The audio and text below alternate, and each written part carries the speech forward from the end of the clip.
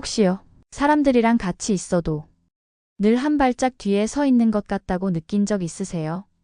말을 못해서가 아니라 말을 해도 괜히 더 복잡해질 것 같아서 차라리 조용해지는 쪽을 선택해온 사람 말이에요.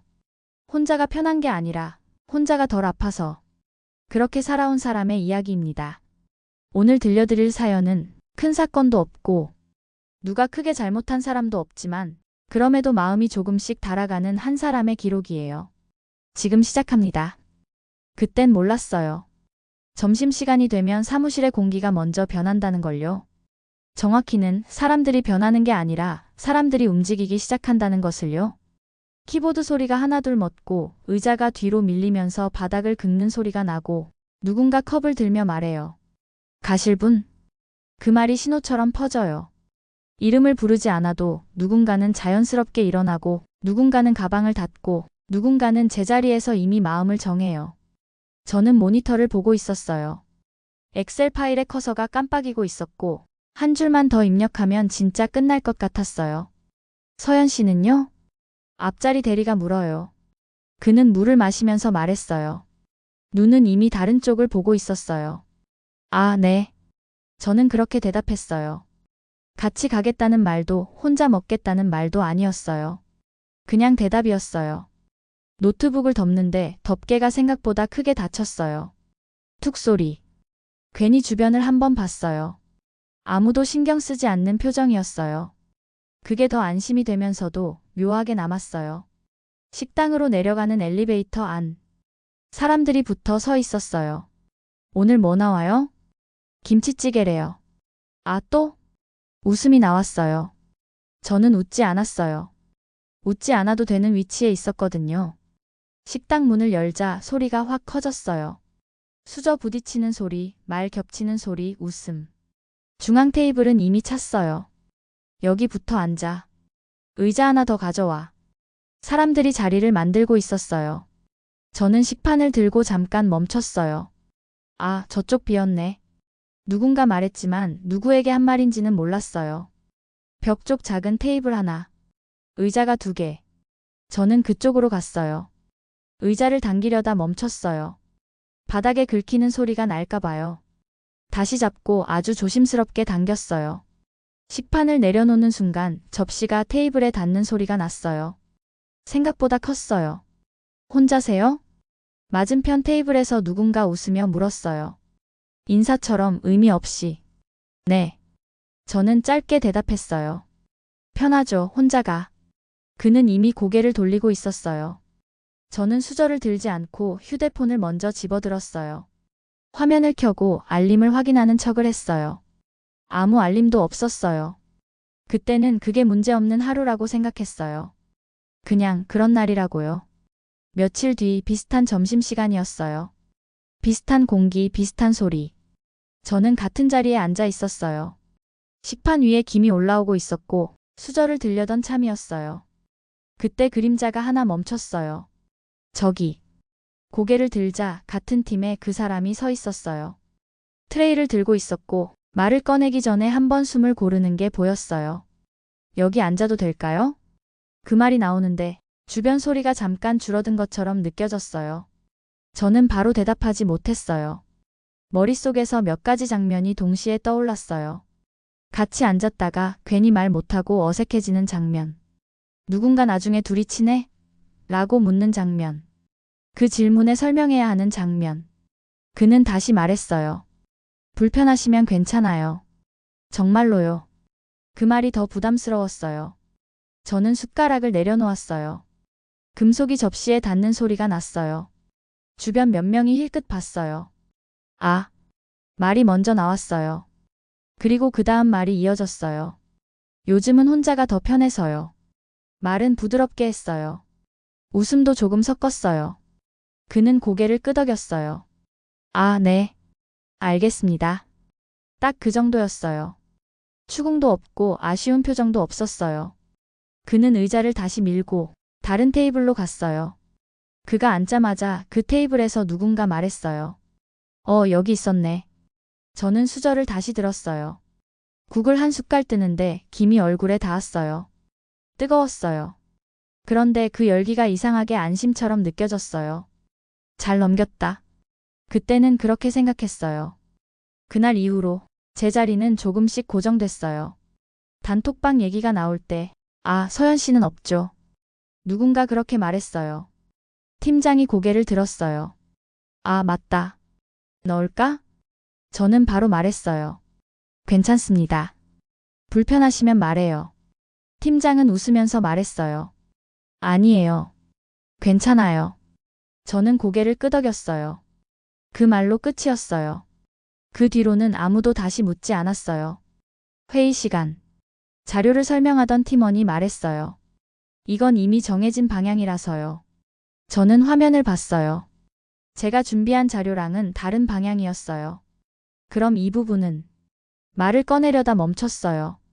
펜이 손에서 미끄러졌어요. 딱. 펜이 바닥을 굴러갔어요. 아, 그건 나중에.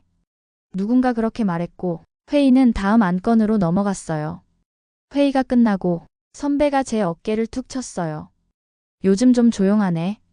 원래 조용하잖아요. 저는 웃으면서 말했어요. 아, 그렇긴 하지. 선배도 웃었어요.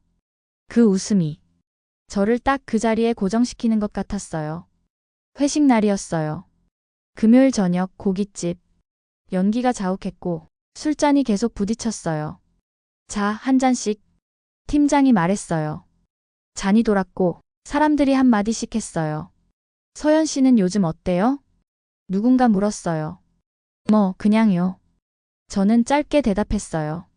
잠깐 정적이 생겼어요. 그때 상사가 웃으면서 말했어요. 근데 서연 씨는 왜 이렇게 말이 없어요? 테이블 위에 시선이 한 번에 모였어요. 저는 웃었어요. 원래 좀 그래요. 아, 누군가 고개를 끄덕였어요. 조용한 게 좋지. 다른 누군가가 말했어요. 웃음이 나왔어요. 그 웃음 사이에서 저는 컵을 잡았다가 놓쳤어요. 물방울이 테이블에 퍼졌어요. 어허. 제가 말했어요. 물티슈를 집으면서 일어났어요. 화장실 좀 다녀올게요. 괜찮아요? 누군가 물었어요. 네. 저는 대답했어요. 고깃집 문을 열고 나오자 밖 공기가 차가웠어요. 그때 처음으로 분명하게 느꼈어요. 아, 나는 여기서 항상 이런 역할이겠구나. 그 생각이 고기 냄새보다 오래 남았어요. 그날 이후로 점심시간은 더 이상 고민거리가 아니었어요. 어디로 갈지 누구와 먹을지 생각하지 않아도 됐거든요. 저는 자연스럽게 벽 쪽 자리로 갔어요. 사람들이 중앙 테이블에 모이는 걸 보면서도 굳이 속도를 맞추지 않았어요. 서연 씨, 여기 앉아. 누군가 손짓을 했던 적도 있었어요. 아, 저는 여기서 먹을게요. 제가 먼저 말했어요. 말을 먼저 꺼내면 상대는 더 이상 설득하지 않거든요. 아, 그래요? 네. 편해서요. 그 말이 점점 익숙해졌어요. 말할 때마다 마음이 덜 흔들렸어요. 이어폰을 끼고 음악을 틀었어요. 볼륨을 조금 크게 올렸어요. 사람들 웃음소리가 흐릿해졌어요. 역시 혼자가 편하죠? 카운터에서 마주친 다른 팀 직원이 웃으며 말했어요. 네. 저는 고개를 끄덕였어요. 그 말이 확인처럼 들렸어요. 제가 스스로를 설명한 게 아니라 누군가 제 설명을 대신해준 느낌이었어요. 그날도 다음 날도 저는 혼자 밥을 먹었어요. 아프지 않았어요. 적어도 바로는요. 회의는 점점 짧아졌어요. 아니, 짧게 느껴졌어요. 이미 정해진 이야기를 확인하는 자리였거든요.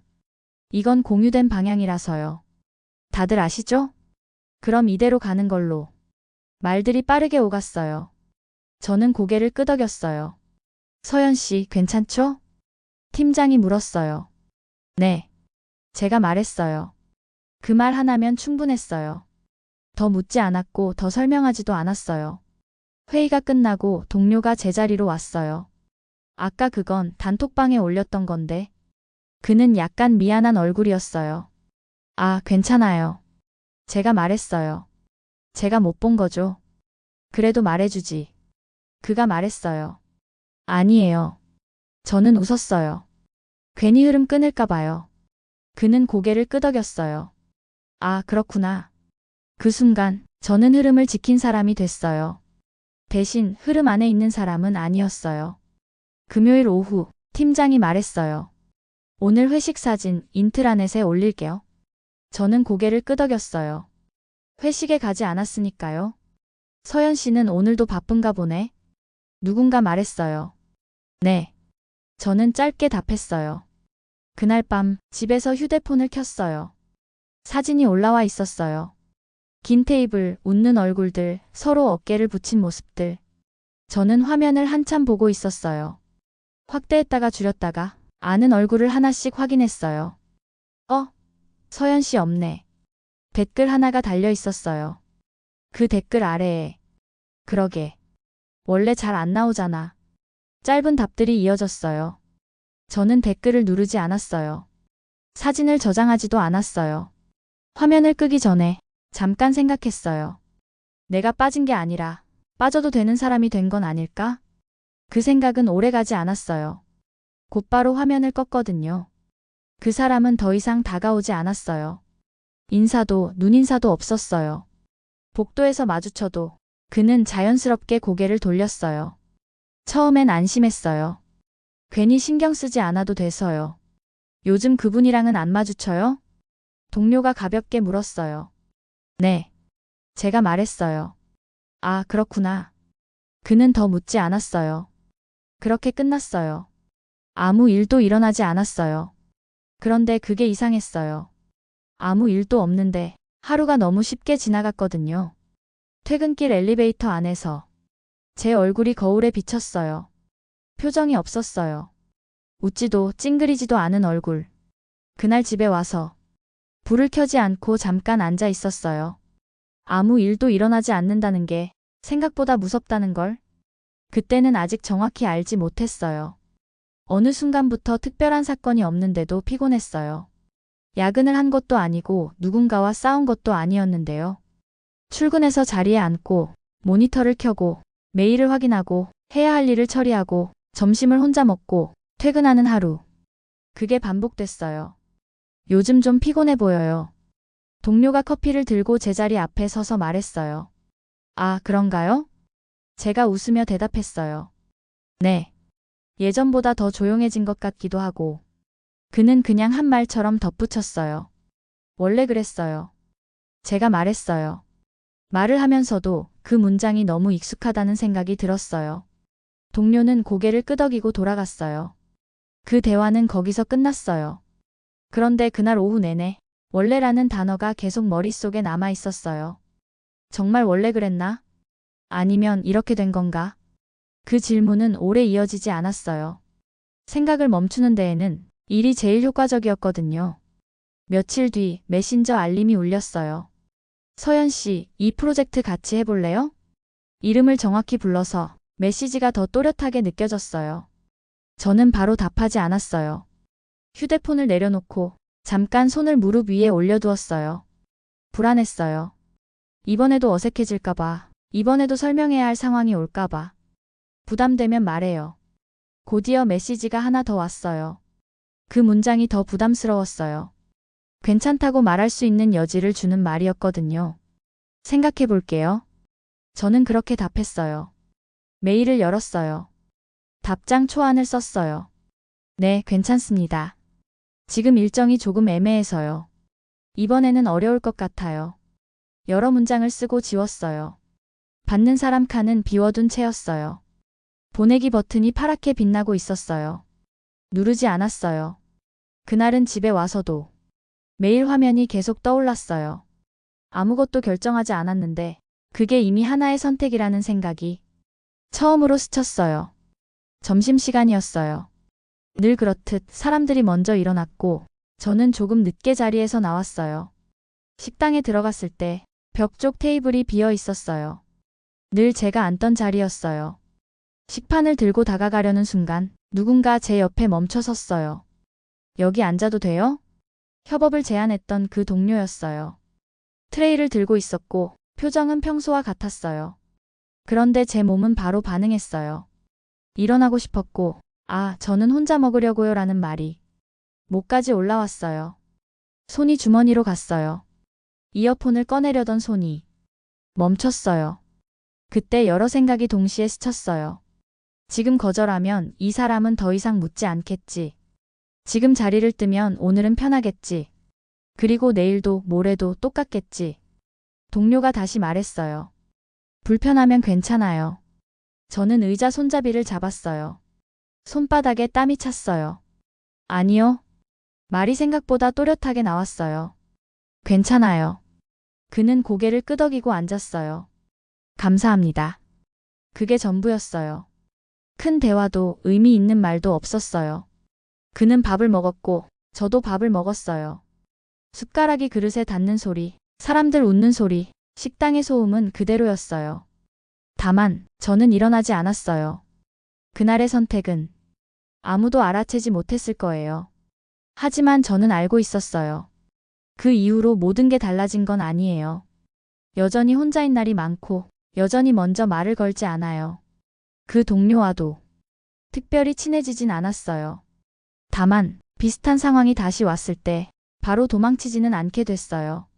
점심시간에 누군가 다가오면 이어폰을 꺼내기 전에 한 박자 멈춰요. 회의에서 무언가 빠져있을 때 입을 열지 않아도 펜을 더 꽉 쥐어요. 덜 아픈 쪽을 선택해 오던 사람이 아주 한 번 아픔을 바로 피하지 않은 이야기예요. 여기까지 들어주셔서 정말 감사합니다.